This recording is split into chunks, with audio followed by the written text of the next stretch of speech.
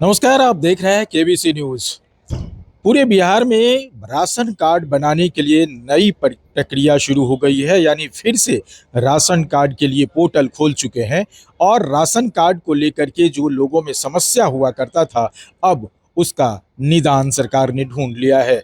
जो लोग छूटे हुए हैं उनके अब राशन कार्ड बनेंगे। साथ ही साथ आज इस बात को लेकर के खाद्य एवं उपभोक्ता मंत्री अशोक चौधरी ने भी बड़ा बयान दिया है कि जिस तरह से लगातार शिकायत मिलती रही है कि 4 किलो 5 किलो की जगह पे 4 किलो ही अनाज दिया जाता है डीलर की तरफ से, इस पर क्या कुछ कहते हुए नजर आ रहे हैं मंत्री अशोक चौधरी, जरा सुनिए।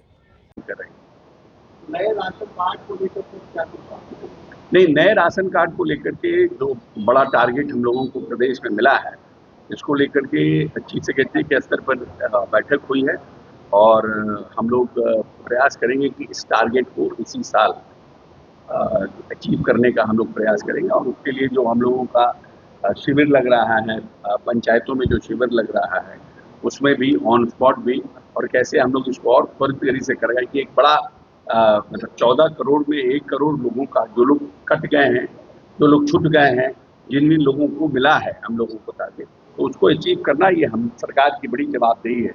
और मैं समझता हूँ कि बड़ा टारगेट है, तो हम लोग इस साल के अंत तक यह प्रयास करेंगे। उसके पहले जो हम लोगों ने सेल्फ टारगेट रखा है, ये बनाने का काम करेंगे।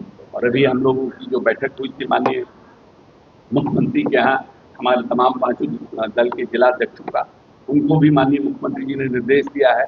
कल भी जो हम लोगों की शिविर लगी थी, वहाँ पर भी हम लोगों ने इन बातों की चर्चा कर रहे हैं कि ज़्यादा से ज़्यादा लोगों को अप्लाई कराएंगे जो लोग छूट गए हैं।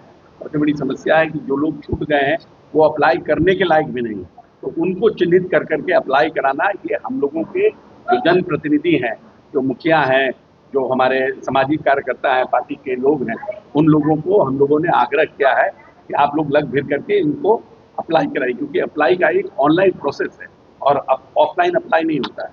ऑनलाइन सबको अप्लाई करवाइए स्पॉट करके। कहीं कहीं के जो डीएम सेंसिटिव हैं, उनको भी हमने आग्रह किया है कि पूरा प्रचार करके हर पंचायतों में स्पेशल शिविर लगा लगा के ऑन स्पॉट एप्लीकेशन लेके उसका त्वरित डिस्पोजल किया जाए। सर, कैबिनेट ने कल एक डिसीजन दिया कि पंचायतों में भी टैक्स लगाया जाएगा।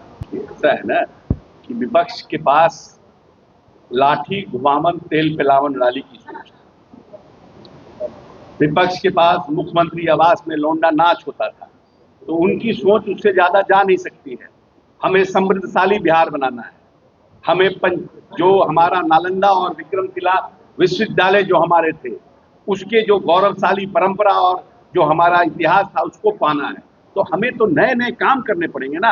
अब एआई का जमाना आ रहा है, हम कैसे आगे बढ़ सकते हैं, हमारा इंटेलिजेंस जो हमारी बौद्धिकता है उसको हम कैसे आगे बढ़ाएं, तो उसके लिए हमें फंड की जरूरत है।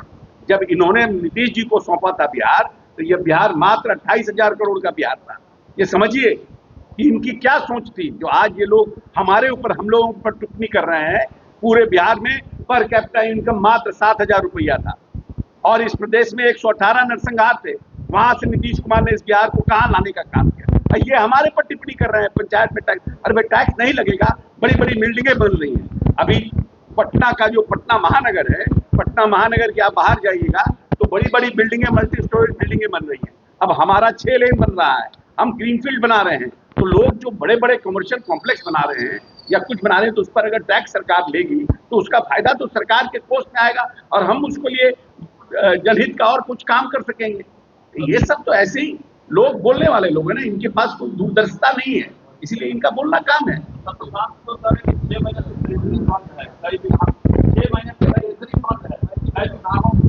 हम लोग नहीं नोटिस नहीं लेते हैं। आगे बोलिए।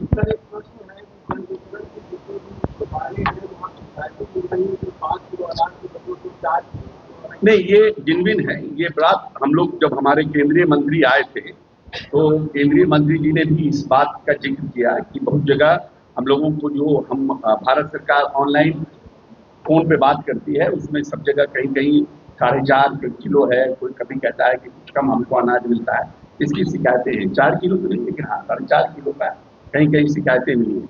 तो वैसे जगहों पर इनका कहना है, क्योंकि आप बिहार जो है वेस्ट जो हमारा होता है, क्योंकि हमारा ट्रांसपोर्टेशन एक जगह से दूसरी जगह, दूसरी जगह से तीसरी जगह, ठीक, तो उसमें कुछ ना कुछ वेस्ट होता है और हम वेस्ट क्लेम नहीं कर रहे हैं।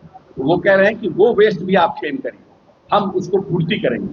सपोज दैट कि जिसके यहाँ 1100 किलो मिलना चाहिए था, पहुंचना चाहिए था, उसके यहाँ मात्र 10,000 किलो मिला, पहुंचा 11,000 के बदले। तो 10,000 में तो नेचुरली 11,000 कैसे पूरा करेगा जनरेशन दुकानदार? तो वो क्लेम आप करिए, हम आपको इसकी भरपाई करेंगे, लेकिन 5 किलो पूरा का पूरा मिलना चाहिए। इसको फर्दर कैसे ट्रांसपेरेंट हो और इस पर कैसी व्यवस्था बने, उस पर भारत सरकार भी काम कर रही है और स्टेट गवर्नमेंट भी काम कर रही है।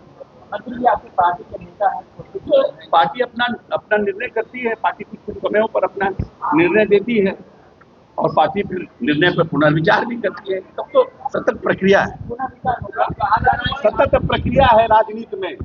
कार्रवाई होना, पुनः विचार करना, ये सब सतत प्रक्रिया है। इसलिए ये कोई बहुत बड़ा इशू नहीं है। सिंह ने भी कहा है कि ये ठीक नहीं हुआ। नहीं, पार्टी की बहुत लोग हैं, छोटू सिंह तो हमारे भी बहुत करीबी हैं, इसमें कहाँ दो मत है, लेकिन पार्टी ने कार्रवाई कर दी। अब फिर पार्टी पर उसको समय पर बात किया जाएगा, समय पर कहा जाएगा। राजा कि आपके साथ मिलौटी गए थे, उसके बाद से ये विवाद बढ़ा। कहा ये सब खड़ा गला क्वेश्चन उठाते हैं। चलिए, sir, one nation one election bill को लेकर चुनाव आयोग ने कहा है अगर ये बिल संसद में आता है तो कम से कम किसी भी चुनाव को कराने के लिए हमें 6 महीने की तैयारी पहले से। हाँ ठीक है, बहुत वैलिड है, बहुत वैलिड है। वन नेशन वन इलेक्शन एक बहुत बड़ी प्रक्रिया है, क्योंकि बहुत से राज्यों में जब अगर ऐसी परिस्थिति आएगी तो बहुत से राज्यों में 4 साल में चुनाव होगा, बहुत से राज्यों में 3.5 साल 4 साल में चुनाव हो जाएगा। तो वैसी परिस्थिति में चुनाव आयोग का ये कहना, और कंसेंसस होना चाहिए पूरे स्टेट्स में। तो लेकिन ये है कि एक बहुत बड़ी जो व्यवस्था जो हमारी है, जो अव्यवस्थित हो जाती है हमेशा पूरे 5 वर्ष में, भारत सरकार हो या कोई भी सरकार हो, उसको कहीं ना कहीं चुनाव लड़ते रहना पड़ता है। तो जो काम आप इकोनॉमी के डेवलपमेंट में, फॉरेन पॉलिसी के डेवलपमेंट में, आप रूरल डेवलपमेंट में जितना समय आप लगा सकते हैं, वो समय आपको चुनाव प्रचार में लग जाता है। तो ये देश के लिए, आने वाली पीढ़ी के लिए अच्छी बात होगी। ये आज हो, 6 महीना बाद हो, 6 साल बाद हो, लेकिन इसको होना चाहिए। हैदराबाद के एक प्राइवेट स्कूल में दूसरी कक्षा के छात्र को कलमा सुनाने के लिए कहा। गलत। ये सब किस तरह की घटिया, ये जो लोग देश को प्यार से चलाना नहीं चाहते, वैसे लोगों की एक घटिया मानसिकता है। कांग्रेस के एक सांसद है बिहार के, कौन नाम बताइए? सांसद है जावेद। लंदन में एक कार्यक्रम के दौरान उन्होंने ये कहा कि उर्दू मूल भाषा है और संस्कृत बाहरी। पहले तो उनको ये डॉक्टर जावेद को इतिहास पढ़ना चाहिए। उर्दू की उत्पत्ति कब हुई और हमारा ऋग्वेद और यजुर्वेद कब लिखा गया, अगर इसकी जानकारी होगी तो उनको खुद जवाब मिल जाएगा। तो आपने सुना अशोक चौधरी ने क्या कुछ कहा। साथ ही साथ अशोक चौधरी ने उन तमाम चीज़ों पर अपना वक्तव्य दिया है, बिहार की राजनीति से लेकर के विपक्ष के हमले तक की उन्होंने बात कही है। और जिस तरह से पटना में बांकीपुर विधानसभा सीट के लिए चुनाव हो रहे हैं, उस पर भी बेबाकी से अशोक चौधरी ने कहा। और ख़ास तौर पर लॉ एंड ऑर्डर पर जिस तरह से लगातार पुलिस के द्वारा एनकाउंटर का मामला किया जा रहा है, उन पर भी अशोक चौधरी ने अपनी प्रतिक्रिया दी है। अमलेश आनंद, केबीसी न्यूज़, पटना।